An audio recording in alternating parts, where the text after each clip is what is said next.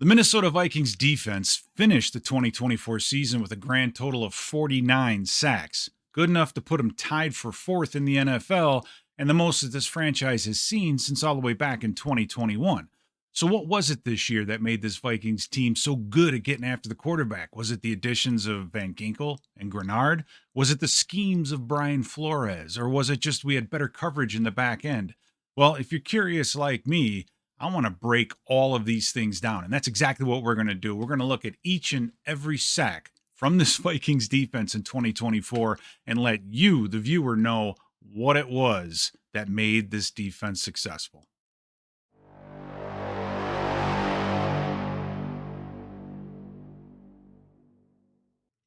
Now, this first sack comes at a really good time. It's 0-0 still early in the game, but a 3rd down and 5 deep in the red zone. And what the Vikings are going to do here is really execute man-to-man brilliantly, and this ends up being a coverage sack. So as you can see when this thing starts, you've got 2 safeties up high, and then again, 5 guys at the line of scrimmage.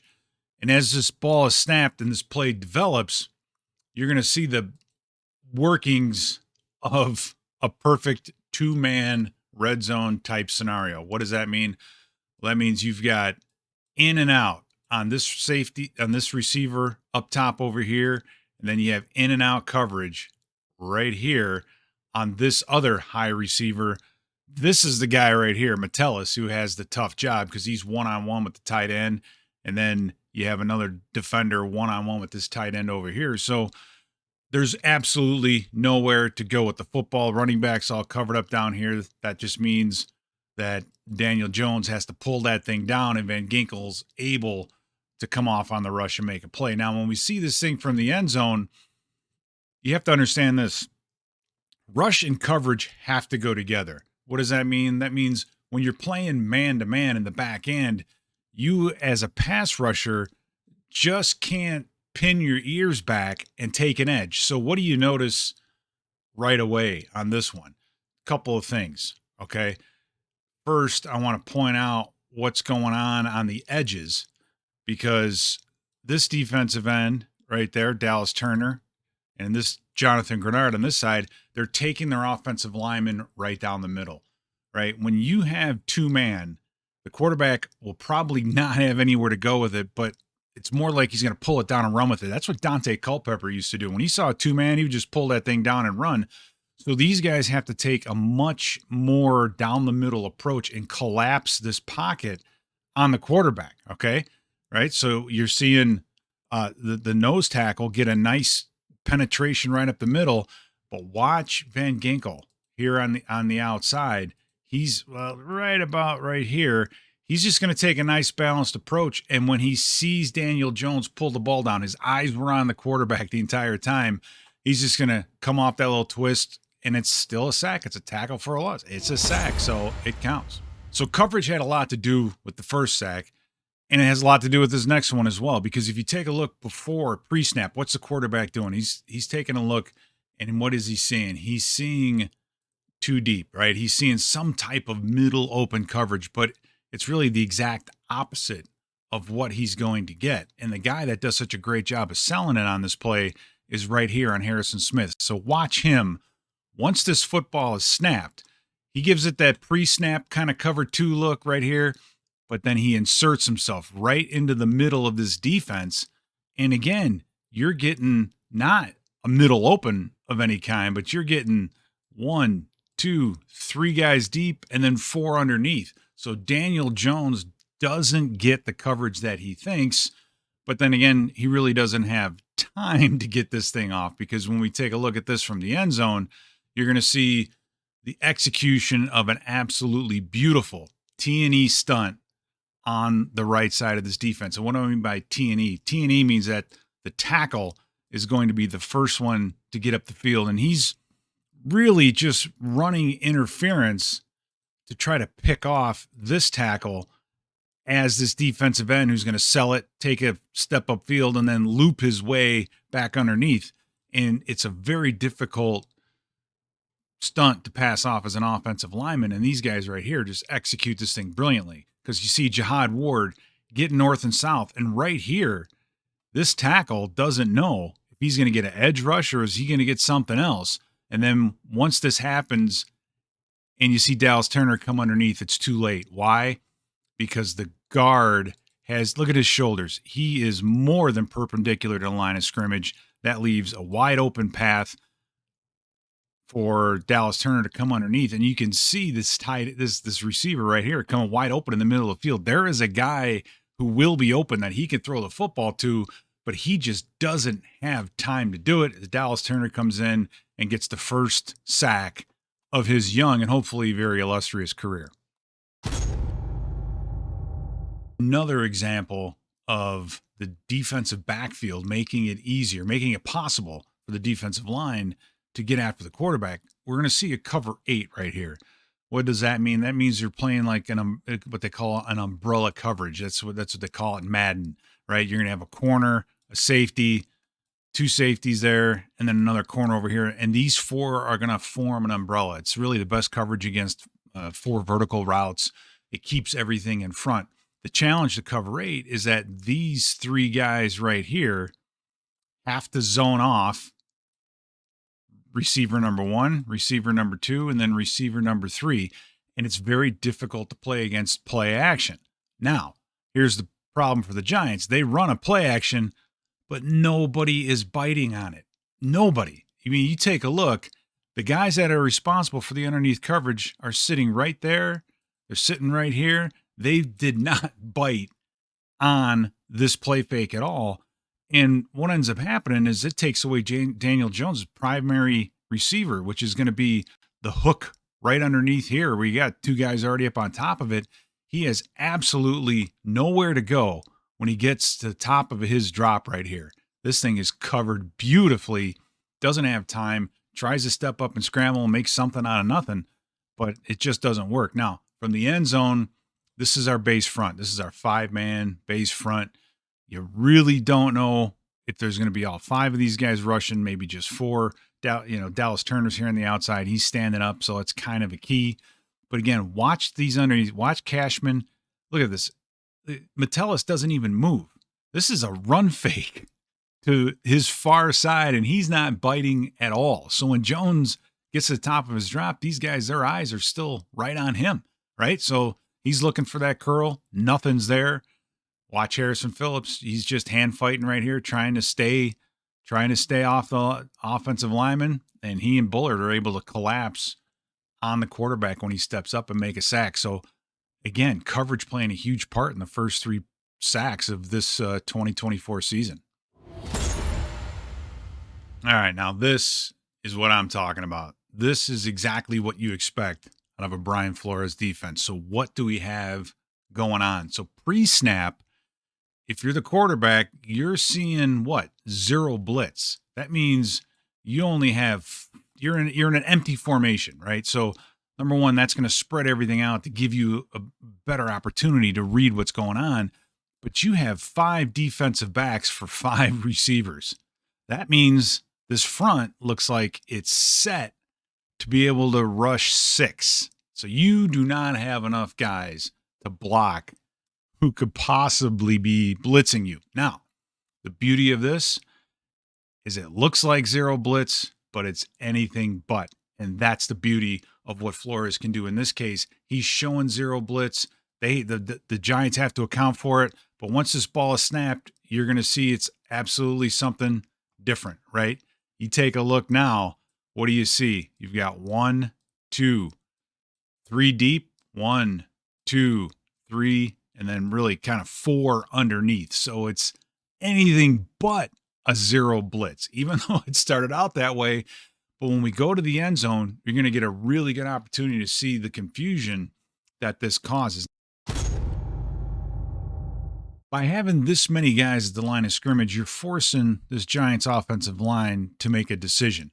And what they decide to do is they're going to slide to their right, meaning they're all going to step elephant block in unison. You can see the offensive guard right here. He's pointing because he's saying, hey, we're going to get all 6 of these guys blitzing. The slide protection is here to make sure that none of these guys can blitz and get up the middle quickly, right? So the quarterback can still get rid of the football. But normally with a slide protection, he's going to have himself a running back sitting right there who's going to be able to cut anyone who comes off the weak side. He's going to cut the most dangerous rusher. So that's how they want to do this. Either way, the quarterback has to get rid of the football quickly. A slide and cut protection is not going to hold up for very long. Now, what we're going to see is once the ball is snapped, the Giants aren't getting anything like that rush we were thinking about. There's only 4 guys rushing to the quarterback, and you have, to boot, a free rusher. It's hard. You don't see free rushers at the quarterback much in the NFL. It's so difficult to get set up, but we set it up perfectly. So Patrick Jones blitzing off the edge, untouched. You're talking untouched to the quarterback, doing a great job there of not leaving his feet. If you're ever an edge rusher, when the quarterback goes to throw the football, don't jump. Don't leave your feet because you're going to lose contain. There, he just got a piece of him, wasn't able to bring him down. Now you see Jerry Tillery over here on the left side. He's going to do a little arm under, swing and a miss. But Patrick Jones, with some great hustle, able to come back and get his first sack of the 2024 season. And finally, the 5th sack of this Giants game. This is fourth quarter. Vikings are up 28-6, 1:10 left. So you know that the Giants are going to throw the football. And what's interesting here is just the problems that our coverage gave the Giants all day long. Now, in this case, you're playing kind of an A cloud, but they're allowing Metellus, I think, to have a little bit of a leeway to act as kind of an insert safety. But this safety lurking in the middle of the field caused problems all day long. And again, you're going to see some options right here as Jones gets to the top of his drop. Nice job here passing this whole thing off. This dig right here isn't open. You got a receiver settled with a defender in front. You may be able to get something lofted to the outside because this is the cover 2 side. You got the triangle and box, the classic look of a cloud. But Jones, again, nowhere to go. By now, he's skittish. And when we take a look at the end zone, you're going to see just a really solid rush by Patrick Jones out here on the outside. And Jones starts over here on the left. They have a tight end kind of getting away. Tries to do the spin, but didn't get upfield enough. He gets sat on. And unfortunately for him, there's this guard waiting right here to, bam, lower the shoulder on him. But fortunately, he knocks him right into the quarterback, and Jones is able to come down with his second sack of the day. Now, the best part of pressure is getting the quarterback off of his game. And for Brock Purdy, he gets sacked 6 times against the Minnesota Vikings. And I think this is a perfect example as we get beginning of the second quarter, close game still, but the Vikings are getting him off of his game. What do I mean by that? Well, we'll see it right here in the beginning. You're going to get motion out of Deebo Samuel, and you're going to see the corner running with him, okay? So you'll see the corner running with Deebo as he's running that little orbit motion this way. So Brock Purdy knows that he's getting man-to-man, right? He knows he's getting man-to-man. But the old man, and for lack of a better term, but Harrison Smith right here, he's going to be the lurker. So you have a free safety when you play man-to-man. You can have a guy that kind of lurks around. And we know Brock Purdy loves to throw the football in the middle of the field. So Harrison Smith really robbed the middle of this defense all day long. And it really, I think, put Purdy off of his game because as he gets to the top of his drop right here, he sees him. This guy right here fighting his way through the pick is open. But Harrison Smith standing, eyeballing the quarterback, is enough of a presence to take Purdy off of that throw. He wants to throw it. He kind of pump fakes it, decides not to, pulls that thing down, and tries to scramble. And Van Ginkel, who was jamming a tight end on his way out, was able to come back and make the sack. And it's even more evident here in the end zone, right? When you see Purdy get to the top of his drop, this should be a throw and a catch right here. It's very, very simple. But the problem for Brock Purdy is seeing Harrison Smith right about here. He's thinking, nope, this guy's going to have to settle. Harrison Smith might be able to get there. So what does he do? He just chokes it, pulls it down, tries to scramble, make something happen, man-to-man down the field, nowhere to go. and Van Ginkel comes up with the sack. So another example of coverage providing the time for our defensive line to get to the quarterback. This next sack is the first of five that occur in the third quarter. So whatever halftime adjustments the 49ers tried to make, they obviously didn't work very well. But this sack here is a great example of a zone blitz where you're showing one thing, you do another, you end up rushing 5, but playing zone behind it. Now, what you're going to see is you're really going to see this locked up down here, man-to-man, corner on the tight end. But up on top, you're going to get a cover 2 concept, and the guy that does such a great job is right here. It's Alex Van Ginkel. His versatility, his ability to rush the passer and be effective, and then also be able to drop. Not a lot of outside linebackers can make this type of a drop, because you see once the ball is snapped, he's going to be able to jam, reroute the receiver, and then he settles. And he settles himself beautifully right in between the safety and the corner in the middle of this field, this hook area right here. So he can react. It comes to, if this receiver here comes across the middle of the field, just a wonderful job. And when we get a look at the end zone view, you're going to see what Purdy's looking at and what confuses the offensive line so much. Because as you get lined up, they break the huddle. You can on the outside right over here. Here's Alex Van Ginkel, but he's covering on this play. It's actually this guy, Ivan Pace, is the one that you have to watch out for. So once we get to the rush, you're going to see what I love too about Ivan Pace. Very, very good against the run, but also a very, very good blitzer. And you're going to get a little bit of a cross dog here with Greenard trying to get across the face of the tackle, and then having Ivan Pace loop around tightly on the outside. So for Greenard, the biggest thing he can do is mash this side in, mash down that tackle, right?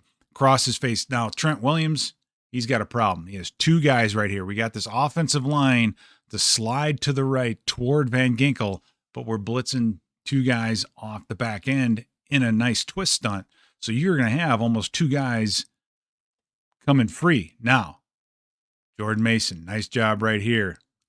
Stepping up, blocking to the outside. He's going to be a big, big piece of the puzzle, I think, for the Vikings this year. But Ivan Pace does a great job getting Purdy to rush outside. But again, nothing open down the field. Purdy has nowhere to go with his football. Van Ginkel able to kind of get there, get it, but ends up being, I think, a sack for Cashman. So now on this next snap, you want to kind of get in the mind of Brock Purdy here, and you see what the Vikings defense is trying to do to you. So they have 5 guys up on the line of scrimmage, 1 linebacker, 1 standing up, but you're really getting single high safety look. So you could be getting 5 guys rushing with 3 under and 3 deep. You know, you really don't know. And I really don't think Purdy gets exactly what he's expecting. But this is a great way of playing cover 2 out of the zone dog. And a lot of teams don't do this. You watch Harrison Smith drops himself out late into the picture. But when Purdy gets to the top of his drop right here, there's really nowhere to go. Again, you've got the triangles right here. Here's that cover 2 look over here. And then the same thing on the other side. Now, Purdy has some options on this play. He's got this receiver running the dig route. That's a possibility. But I really think where he wanted to go was right here on the check down. You can do that. It's 2nd down. Take the check down. The problem is he can't see the check down, and we're going to get a view of this from the end zone and see exactly why. So the thing to always keep in mind, when you're doing a 5-man rush, you're losing a guy in coverage. So all that means is I'm going to rush 1 more than I drop, and it's going to get me to where I want to go. So in this scenario, the defensive linemen up front are running a really, really nice 3-man game, which means you're going to get this defensive tackle to crash all the way into this A-gap. Jihad Ward is going to hit this A-gap really, really hard. And then it's Andrew Van Ginkel that's going to step up and then loop his way all the way around. So we talked about it. We remember it in the sideline view. There was a guy wide open in the middle of the field. You're going to see a great shot of that here. The fullback he's sitting right here. He's wide open, but Purdy cannot throw the football because the rush is right here in his face. So that's fine. We'll lose a guy in coverage, but we're going to make up for it in the pass rush. Purdy tries to avoid it right into the arms again of Patrick Jones. I mean, talk about the start to an unbelievable year. Patrick Jones was just killing it. So before this next snap, you're really going to get a feel for what quarterbacks have to see and what they have to figure out. You're getting a pretty basic look, right? You've got your umbrella here with 4 DBs, 5 D linemen up front, 2 linebackers, very balanced. The ability to overload a side when you have such an even look is very, very, very tough to do. And in this case, you're going to see, again, Ivan Pace blitzing at the bottom. And Brock Purdy has a couple of guys open. This is just a 3 under 3 deep normal type zone dog. Has a couple of guys right here, and you can see him. He knows what to do with the football. He knows he has to get rid of it quickly because of the protection.